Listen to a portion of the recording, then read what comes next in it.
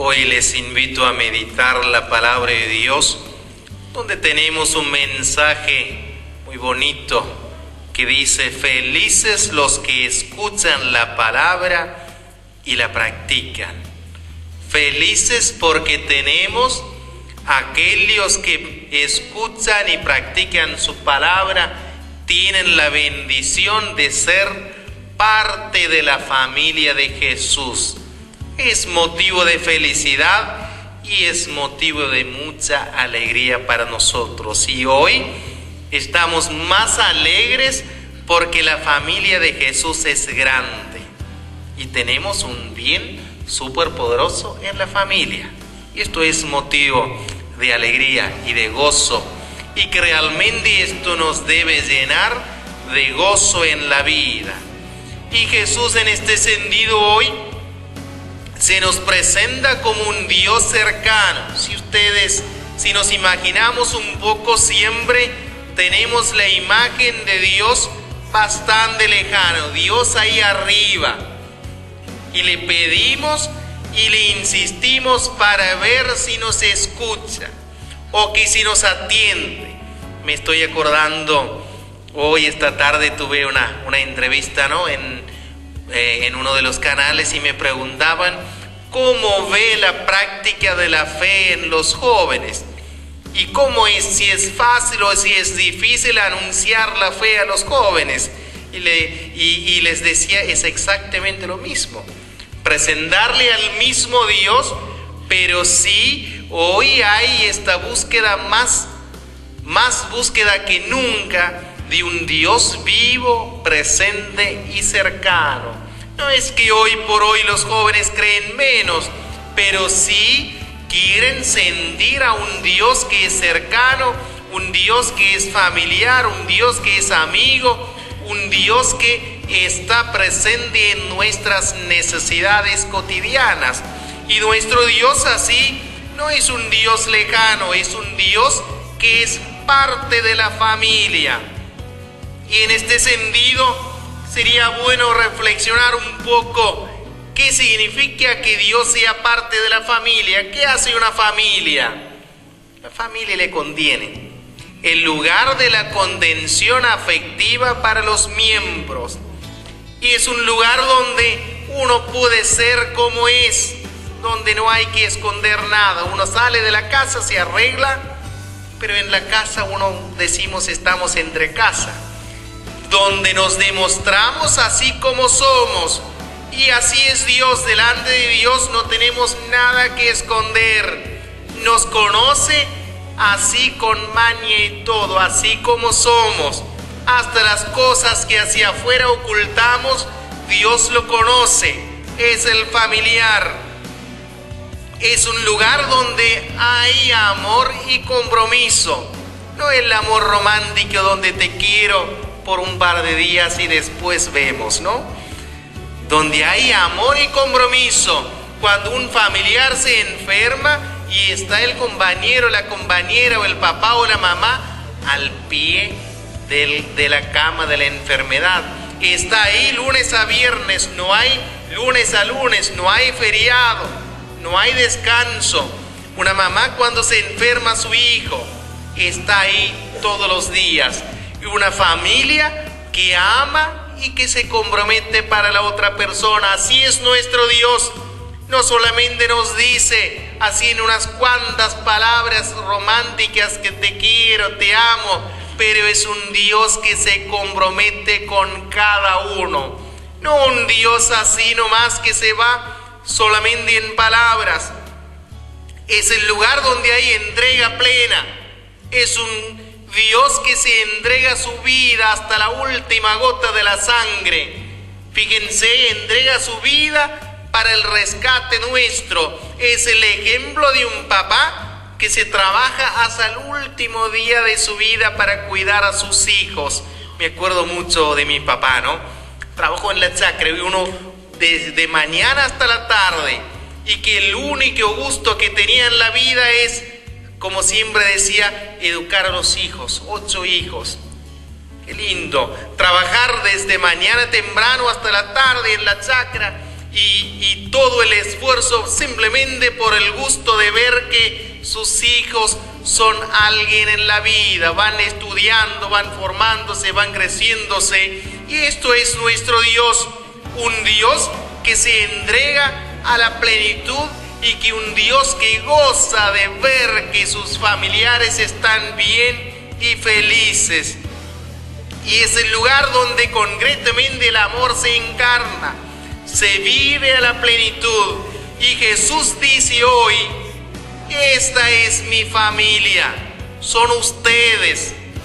Cada uno de aquellos que escuchan y ponen en práctica la palabra de Dios, a ellos yo los amo así como ama un papá y una mamá, un hermano y una hermana a los demás miembros de la familia. Qué lindo. Eso es nuestro Dios.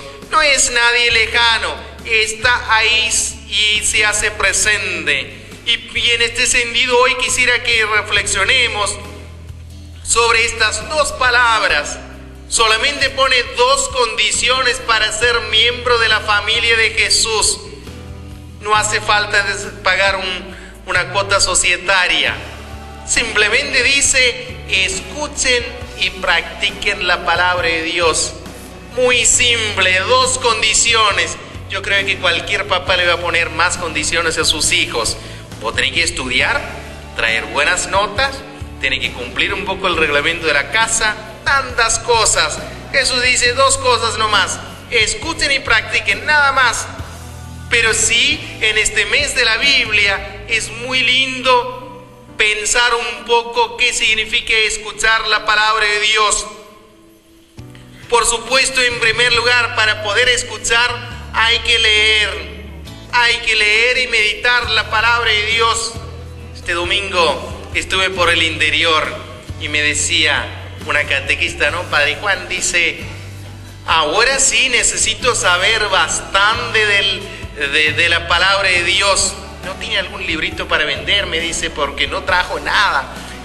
Porque dice, ¿y por qué le digo? Ahora soy catequista y tengo 10, 12 hermanos separados que se están haciendo la catequesis para volver a la fe católica. Le dije, qué lindo, qué hermoso. No, dice, no es solo que es hermoso, sino que me exige, porque me hace cada pregunta que me tengo que preparar bien, porque saben muy bien de la Biblia. Yo dije, qué bendición, a buena hora que nosotros nos preparemos, ¿no? Que nuestras catequistas, todos, ¿no es cierto? En este sentido, no hay religión, la palabra de Dios es buena para todos, derrama bendiciones, por la medida que leemos y meditamos, derrama frutos abundantes en la vida. Y en este sentido, en primer lugar, hay que leer la palabra de Dios para que uno realmente pueda ser parte de la familia de Dios. Dejar que Dios sea parte, meditar esta palabra. Además de esto, leer y meditar, dejar un lugarcito para que Dios nos pueda anunciar.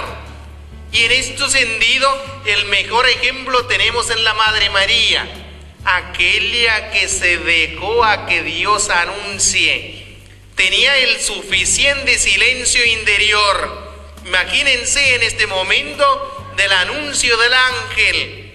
Encontró a una mujer abierta a la escucha de la palabra de Dios.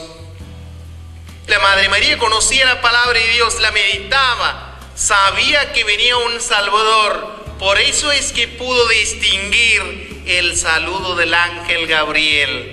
Si era una persona que no conocía nada de la palabra de Dios, hubiera pensado que eso es cualquier cosa. Sino sencillamente a una persona orante pude distinguir cuáles son las mociones del Espíritu. Y en este sentido, para escuchar la palabra de Dios significa tener estos momentos de contemplación, una vida orante, el silencio interior. Creo que algo que hoy nos falta. Estamos viviendo en una época de muchos ruidos. Si uno mira, ¿no? Es muy interesante. Si uno camina en Buenos Aires, o acá mismo en la calle, todos los chicos con un auricular y la música a todo volumen, y que obvio que cuando estamos llenos de tantos ruidos no hay tiempo para pensar, no hay tiempo para que Dios nos hable. Y yo creo que en este sentido hemos de recuperar el silencio interior para que Dios nos pueda hablar. Y en este sentido, no solamente este silencio interior, en este silencio interior aprender a dialogar con Dios sobre lo que estoy viviendo. Traigan la imagen de la Madre María, aquella que dijo: ¿cómo es posible si soy virgen? Entrar en diálogo con Dios. ¿Cómo es posible si soy humilde? ¿Cómo es posible si no conozco? Imagínense en la oración entrar en diálogo, poner en manos de Dios los proyectos, los sueños y los planes, con darle a Dios lo bien o lo mal que pasamos. Y en este sentido, a partir de este diálogo con Dios, si uno está enfermo, con darle a Dios en esta oración que nos demuestre las causas de las enfermedades, las causas de nuestros sufrimientos, y por la medida que dialogamos con nuestro Dios, que es un familiar, Dios nos va a ir arreglando y acomodando las cosas, y Dios nos va a ir derramando luces, nos va a ir diciendo: mira, el camino es por aquí, y que a veces nos va demostrando el sentido y la razón de este sufrimiento, esta dificultad. Cuando no tenemos respuesta por qué nos pasa algo, pongan en oración este motivo particular. Hoy quiero tener una respuesta. ¿Por qué me pasa esto? Si uno pide con fe y en oración, les puedo asegurar que Dios siempre nos da una respuesta. Más de una vez, humanamente no hay respuestas, pero Dios nos va a ir demostrando las causas, nos va a ir dando la respuesta que cada uno necesita. Y además de esto, ¿no? Una vez que uno entra en diálogo con Dios, la escucha de la palabra significa también hacer un buen discernimiento. Un buen discernimiento significa decir sí a la voluntad del Padre, aceptar también nuestra realidad. Muchas veces aceptar la voluntad de Dios es una práctica fundamental en la vida. Yo siento que así un montón de veces no sabemos o no distinguimos entre resignar y aceptar. Muchas veces cuando no tenemos fe nos resignamos: igual no me queda otro, ya que no tengo otra opción, acepto esto. Eso no es aceptar la voluntad de Dios. La Madre María hubiera dicho: me quedé embarazada, ¿qué voy a hacer? Así que me tengo que aceptar nomás, vangar que todo el mundo me critique. Esto sí es una actitud de aquella persona que no tiene fe. ¿Qué se va a hacer? Me enfermé. ¿Qué se va a hacer? Me separé. ¿Qué se va a hacer? No me queda otro. Esto no es aceptar la voluntad de Dios. Esto es llenarnos de resentimiento y resignación y decir: sí, doy apertura y doy cabida y me doy lástima a mí mismo. Y hoy, cuando decimos sí a la voluntad del Padre, es aceptar con conciencia: esto es lo que me está pasando, con la fuerza y la gracia de Dios.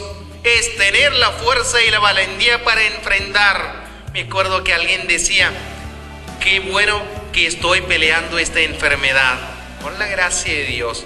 Esto es aceptar. Qué bendición, a pesar de este desastre me estoy peleando, me estoy levantando, con Dios voy caminando. Y esto es aceptar la realidad de cada uno. Y esto es lo que la Madre María nos enseña. En esta realidad fue visitar a su prima Isabel, le contó la gracia y las bendiciones de Dios. Y ahí salió el cántico de alabanza: Dios es grande. Encontrar la gracia de Dios en medio de nuestros sufrimientos y desastres.